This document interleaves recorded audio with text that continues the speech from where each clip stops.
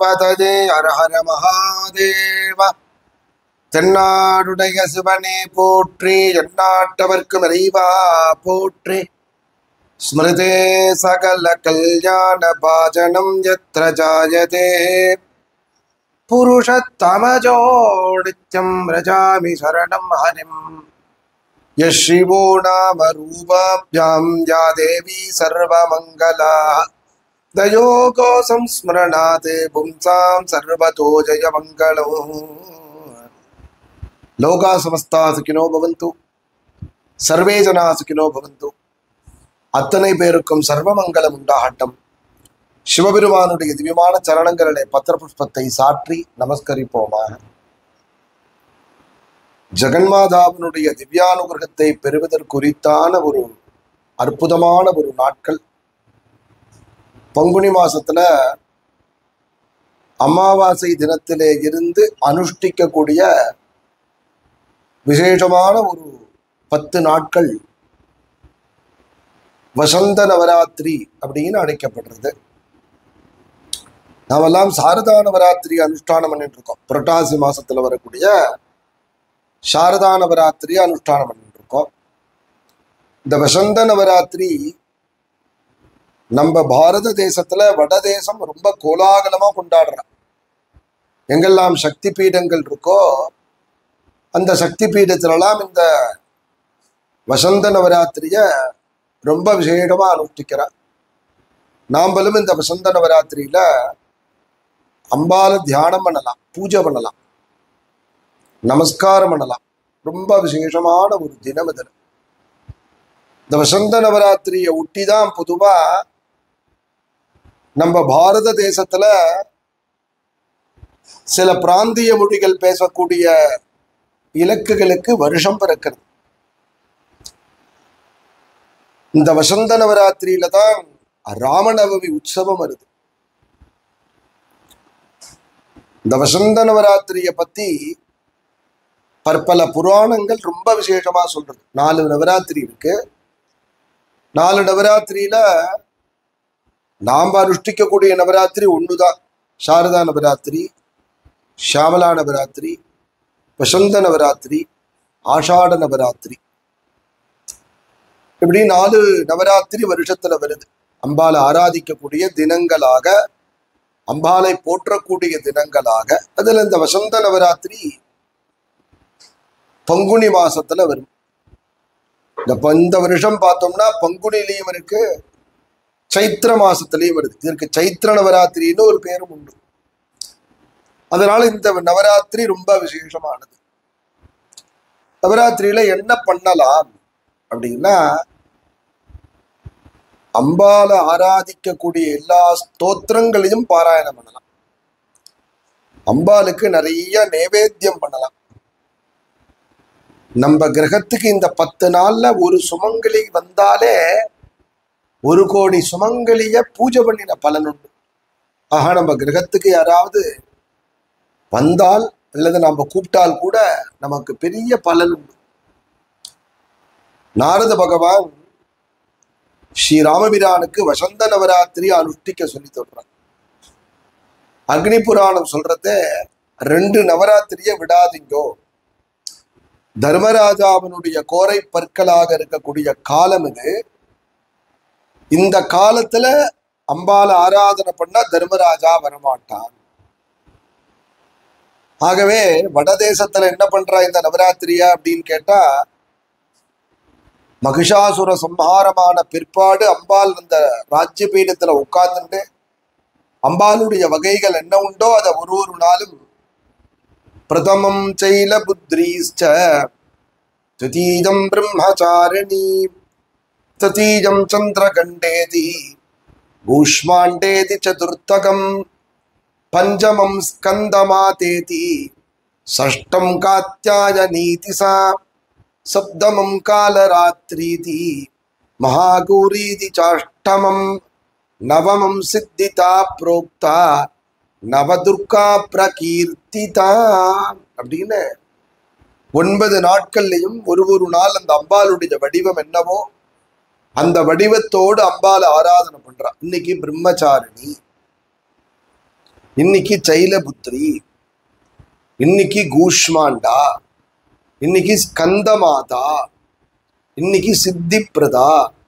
அப்படின்னு அந்தந்த நாட்களுக்கு குறித்தான தேவதைய அது மாதிரியே எண்ணி பாவிச்சு வடதேசம் முழுக்க கொண்டாடுறா. அதோட மட்டுமல்ல, சண்டி பாடம்னு இருக்கக்கூடிய தேவி மகாத்மியத்தை எல்லாரும் பாராயணம் பண்றான். எல்லாருக்கும் லகுவா இருக்கு. ஒரு தேவியினுடைய சன்னதியில பிராகாரத்துல பார்த்தா அந்த புஸ்தகத்தை வச்சுட்டு அம்பால அப்படியே நினைச்சுன்னு உட்கார்ந்துட்டு இருக்கா. இப்படி இருக்கக்கூடிய இந்த 9 நாட்களை நாம விடக்கூடாது. நமக்கு கிடைச்சிருக்கக்கூடிய அரிதான ஒரு நாட்கள்.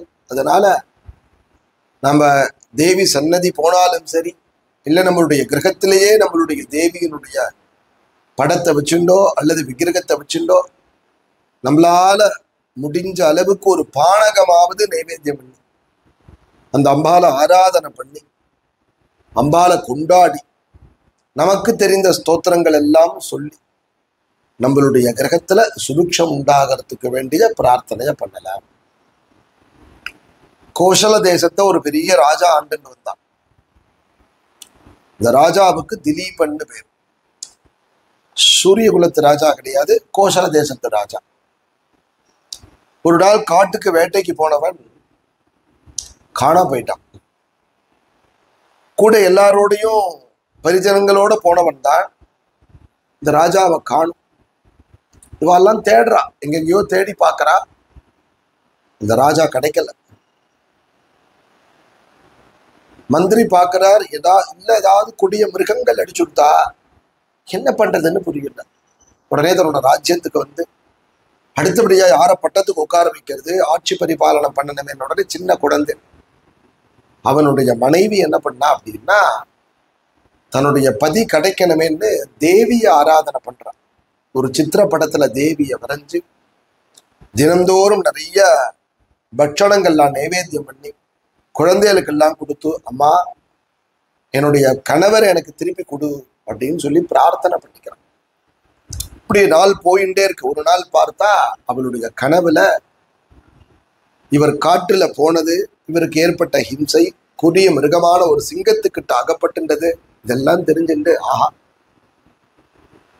தன்னுடைய கணவர் மறிச்சுட்டார் போல இருக்கே அப்படின்னு நினைச்சிட்டு மறுநாள் காலையில பொழுது விடிஞ்சு தான் கண்ட கனவை எல்லார்கிட்டையும் சொல்லி அம்பாள் சித்திரப்படம் எழுதி வச்சிருக்காளே அந்த சித்திரப்படத்துக்கிட்ட போய் அம்பாள் கிட்ட கதறா, அம்மா உன்னை நினைச்சு பூஜை பண்ணினேனே, கொடிய சிங்கம் அடிச்சுட்டு போயிடுதே அப்படிங்கிறத அந்த மகிஷாசுர மர்தினியான அந்த தேவி தன்னுடைய பாதத்துல ஒரு சிங்கம் உட்கார்ந்துட்டு இருக்கு. சிங்கத்தினுடைய வாய் வழியா அந்த ராஜா வந்தானா. ஆச்சரியம். எழுதி வச்சிருந்த சித்திரப்படத்தின் வழியாக அம்பாள் கிட்ட எனக்கு இழந்த கணவன் மீண்டும் கிடைக்கணும், எனக்கு இப்படி பண்ணிட்டேன்னு கதரும் போது அந்த தேவியாகப்பட்டவள் அந்த ராஜாவை சிங்கத்தினுடைய வாயிலே இருந்து கொண்டு வந்து கொடுத்தார். அப்படி அத்தனை பேரும் ஆச்சரியப்பட்டாலாம். அம்பாள் ஆராதனை பண்ணினா என்ன அப்படின்னா, எதெல்லாம் நமக்கு தேவையோ அதை அவள் கொடுப்பாள், எதெல்லாம் இழந்துட்டோம்னு நினைக்கிறோமோ அது அத்தனையும் கொடுப்பாள். அது மட்டும் கிடையாது, சௌபாகியத்தை அனுகிரகம் பண்ணுவார். ஆகவே முக்கியமா இந்த வசந்த நவராத்திரி காலத்துல ரொம்ப சௌலபியமா ஜெகன்மாதாவை பிரார்த்தனை பண்ணிட்டு நம்ம பண்ணக்கூடிய பூஜைகள் அதிகமான உஷ்ணத்தையே குறைக்குமா, வெயிலையே குறைக்கிறதுக்கு தான் அந்த நவராத்திரி. ஏன்னா அந்த உஷ்ணோதக காலத்தை தணிக்கிறதுக்கு யாரால முடியும்னா சக்தியினால முடியும். இதனால அனுஷ்டிப்போம். எல்லாருடைய கிரகங்கள்லையும் ஜெகன்மாதா பாலா திரிபுர சுந்தரியினுடைய பிரசாதம் அமையட்டும். அம்பாளுடைய திவ்யமான கருணையினால ஜெகன்மாதாவை போற்றுவோம். அவளுடைய கருணையே லோகத்திற்கு உத்தாரணமாவதற்கு காரணமாக அமைஞ்சிருக்கு. அம்பாளுடைய சரணத்துல பத்திர புஷ்பத்தை சாற்றுவோம்.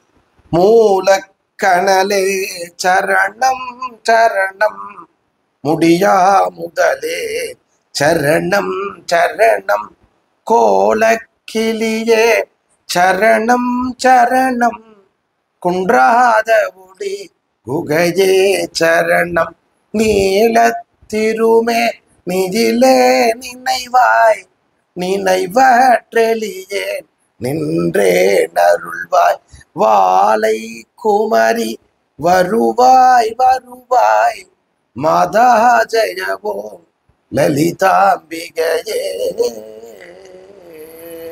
ஜெகன்மாதாவினுடைய திவ்யானுகிரகம். வசந்த நவராத்திரி காலத்தை ஆனந்தமா அனுஷ்டிப்போம். தினம் நம்மளால முடிஞ்ச நைவேத்தியம் ஏதாவது நிறைய அம்பாளுக்கு பண்ணுவோம். நம்ம ஆத்துக்கு வரக்கூடிய சுமங்கலிகளை தேவியா பாவிப்போம். சின்ன குழந்தையில கன்யா குழந்தையில பாவிப்போம். நவராத்திரி வசந்த நவராத்திரி அவ்வளவு விசேஷம். நம்மளால முடிஞ்ச உபகாரங்களை பண்ணலாம். நிறைய பாராயணம் பண்ணலாம். அம்பாளுடைய அனுகிரகம் அத்தனை பேருடைய கிரகங்கள்லையும் சௌபாகியம் உண்டாக்கி தரணுங்கிற பிரார்த்தனையோடு ஜெகன்மாதாவினுடைய சரணத்தை போற்றுவோம். ஜெய் ஆதி பராசக்திக்கு.